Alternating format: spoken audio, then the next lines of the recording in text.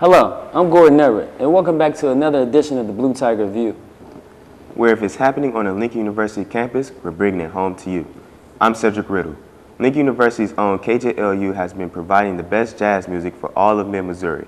Our own Colt Thomas interviewed some of the staff to see just what it takes to run such an amazing radio station. KJLU has been around for over 70 years, and I spoke with the staff and a volunteer on their views of the radio station. We are the public radio voice of Lincoln University, so we are able to get Lincoln University's message out to beyond the university, to all of central Missouri, especially since we have a reach of 50 miles radius. And so there's a lot of towns, a lot of population within that 50-mile radius. KJLU, we really have two main purposes. One is, obviously, we're worried about our product. We're a music-driven station, so we try to give our audience the best music that we can offer. And we offer music that's not heard anywhere else in Missouri. But even more importantly would be that we consider ourselves a laboratory. We are a place for the students to learn, get that hands-on experience to learn their craft. This staff is a very giving staff. And so they're very open. They try to work with anybody that comes in and wants to do this. They have limitations. We're only on for so many hours, in the day, during the week, and we all already have time slots that are filled by folks. But they really try and get everybody in and get them an experience that they're wanting to have at the radio station, whether it's DJ, whether it's news, whether it's just background volunteering. KJLU is a fantastic environment. There's a lot of real comfortable, casual teaching that goes on here. The people that are the general staff that work here you're not going to get a better working environment than what you can find here. So there's a lot of learning that goes on, a lot of just fun, good time. I mean, radio, if you're going to be in it, it should be something that's fun for you. And it definitely is presented that way right here. Whether you're a journalism student or just a student seeking broadcast experience, KJLU has much to offer those who walk in its doors. I'm Colt Thomas, and this has been Blue Tiger View. The search for the new Lincoln University president has been cut down to 6 finalists. A half dozen people who want to be LU's next president will meet the search committee on November 9th and 10th in St. Louis, Missouri. From that group, committee co-chair Greg Kafke of Jefferson City said 3 finalists will be chosen for campus visits and more in-depth interviews at the end of November. The campaigns and advertisements have ended, the debates have taken place, and voting ballots are all accounted for. The U.S. has finally chosen a president. A lot of hard work has been put forth by both parties as they focused on the issues and events these past several months. Blue Tiger View decided to investigate if and how Lincoln students are decided on their presidential votes. Time is underway as the U.S. plans for another presidential election this coming November. The presidential debates have already taken place, giving citizens a more concrete view of the opponents, President Barack Obama and Governor Mitt Romney's presidential platforms. Blue Tiger View decided to ask Lincoln students about how they believe the debates went overall, and if the debates have altered or kept their voting choices the same.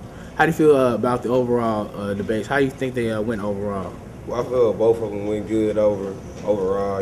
Romney was kind of slipping up on some of his info. Watching the debates, do you think it has changed your overall judgment for who you're going to pick for Election Day?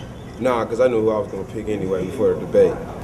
My overall opinion is that both of the candidates were making good points, but Obama's points were better than Romney's.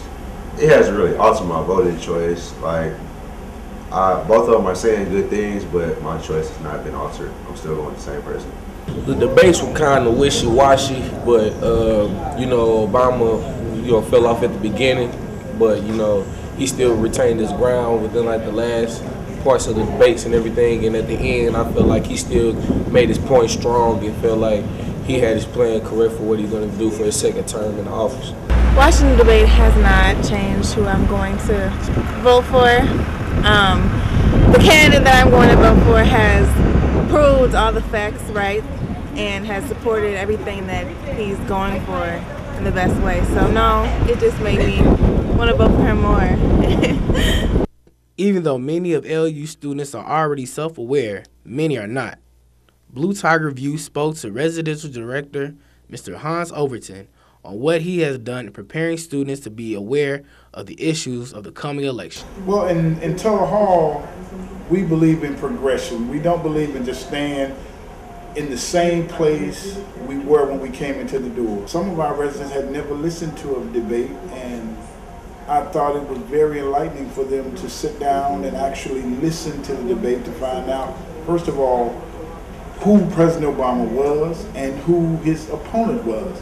But one of the things we've done is we've had a debate questionnaire. The students and I, we got together and we watched the first debate and the second debate and also the debate last night. I'm Harvey Williams, and this has been a presentation for your Blue Tiger View. The Lincoln University Blue Tiger football team has had a pretty rough start to this year's season. Fighting through the adversity, the Blue Tigers prepare hard each week for their opponents. Cedric Riddle and myself have more on this story. The Lincoln University Blue Tigers have started off the 2012 season not as they expected. Despite being 0-4 at the moment, the Blue Tigers have continued to fight week in and week out. Practicing hard and running through plays and running the script so they can learn it like the back of their hands. The 4 losses came from Lindenwood University, Truman State University, Missouri Southern State University, and last week to Pitt State University, who are the defending D2 national champions. This week, the Blue Tigers prepare to face the undefeated Emporia State, who is also the #1 team in the MIAA at the moment. The Blue Tigers will travel down to Emporia, Kansas this Saturday with game time kicking off at 2 p.m.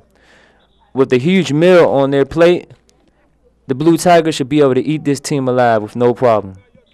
The next 2 following Saturdays, October 6th and 13th, the Blue Tigers will return back home, playing against Washburn University and University of Nebraska-Kearney for homecoming.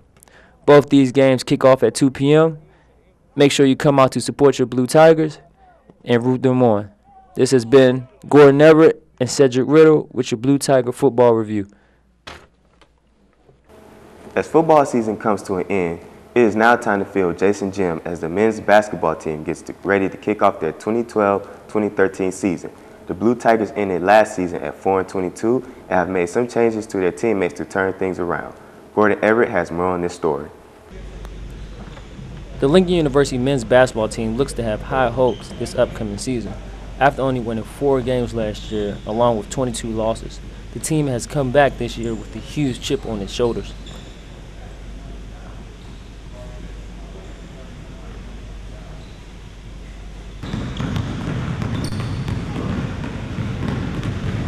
The Blue Tigers are entering their second year competing in the Mid-America Intercollegiate Athletic Association.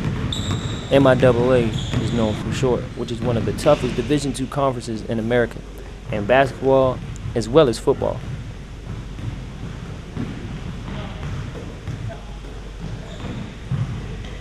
The team's player personnel has changed drastically, only returning 1 starter from last year, and that's senior guard Cedric Riddle. As I watch the team run through its warm-up drills and plays, they are still learning and getting comfortable with playing with each other. This may come from the 8 newcomers on the team. Due to the hectic and busy practice schedule, I wasn't able to get a set interview, but I did catch up with third-year head coach John Redmond for a quick quote. I asked Redmond what is the main focus for this year's season. He simply said, "We need to come together as one cohesive unit. We had too much I last year and not enough we as a team." I was also lucky to be in attendance for the team's first inter-squad scrimmage last week. Let's listen in.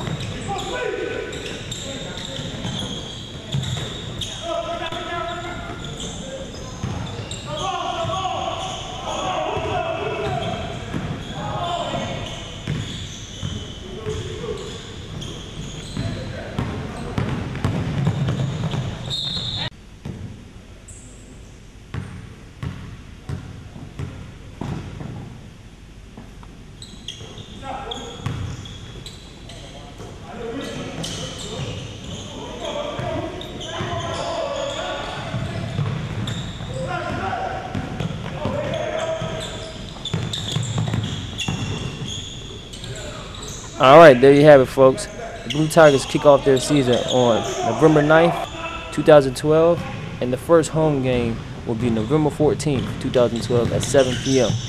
Come out and support. This has been Gordon Everett with your men's basketball preview. Mid Missouri is well represented in the recovery efforts for the areas affected by the Superstorm Sandy on the upper East Coast states. Ameren, Missouri announced that recently it would send more than 100 personnel to South New England, with 50 other workers coming from Jefferson City in the Lake of the Ozarks area. The city of Jefferson has recently cut funding to Lincoln's JCTV. Journalism major Colt Thomas decided to get a more in-depth look at what JCTV is doing to combat this situation. JCTV has been around for 23 years and played a vital part for Lincoln University and the city of Jefferson. I spoke with the station manager as to why this asset, however, is sadly coming to an end. Well, JCTV is a PEG channel, so it's a Public Educational and Government Access Channel, which means we're here to serve the Jefferson City community, Jefferson City local government, and also educational institutions, which includes Lincoln University, but also extends to the public and parochial school system. We are here to provide a platform for people that don't have a platform. Media time is expensive, and even if you can get it, a lot of times you're not going to get 30 full minutes of uninterrupted airtime. So we provide a platform for people to spread their message and let people know about what they're doing in the community. We also air city council meetings and other government type meetings so that people can stay informed of what's happening in their community. And then we are here to help students, particularly at Lincoln University, but also in other schools, get real-world experience in a television production environment. JCTV gets its funding from the city. The city gives a grant to Lincoln University, and that grant is for the university to use to operate the channel. We have 3 full-time staff members, and then we also have an engineer who is actually a employee of the radio station, but we pay him a stipend to work on some of our equipment. When the budget cuts were brought up, it was just an issue of funding. The city was trying to cut somewhere, and so they decided to cut JCTV. And it's also been mentioned that because JCTV only airs on Mediacom and CenturyLink, that not everyone in the city has access to the channel. So if it's not serving the entire city, why fund it?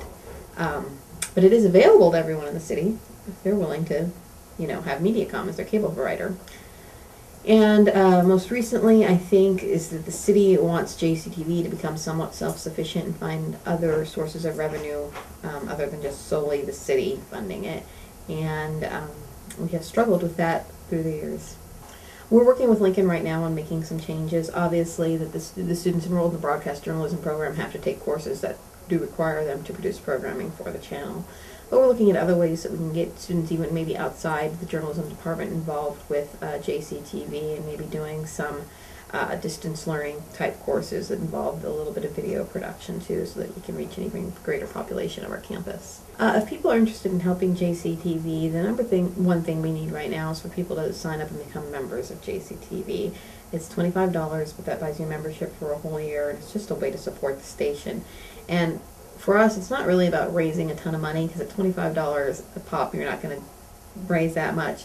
But if we can get 100 people to sign up, I think that'll be a big signal to the Jefferson City Council that, hey, this many people are invested enough in JCTV to really, pay some money and become members of it.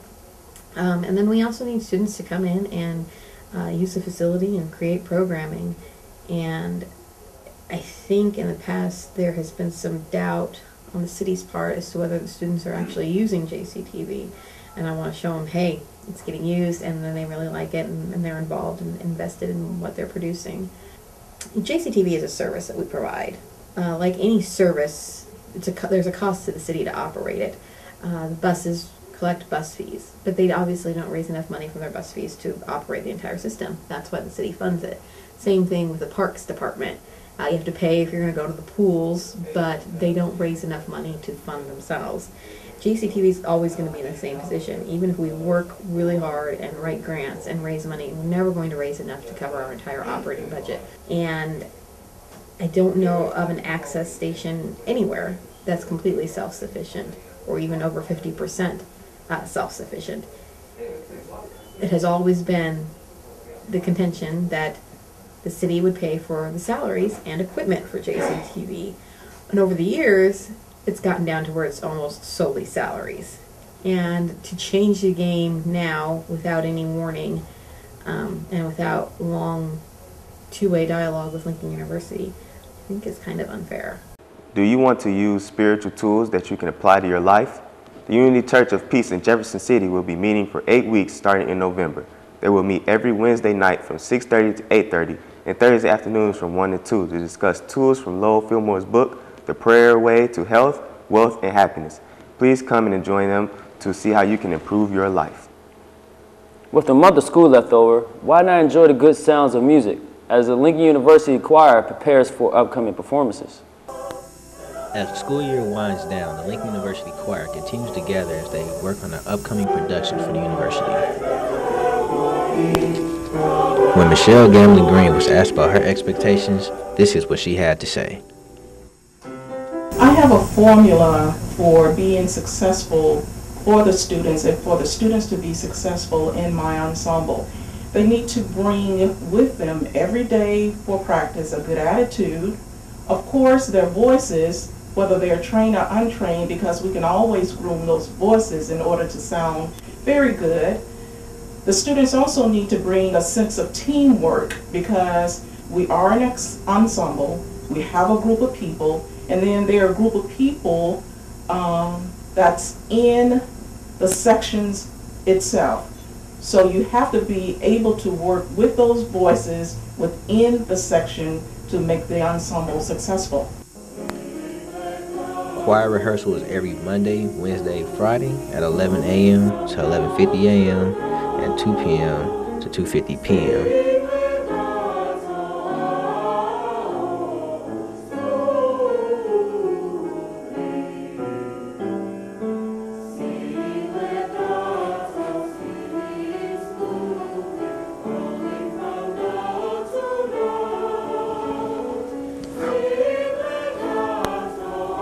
I am Robert Sneed, and this has been another production for the Blue Tiger Review.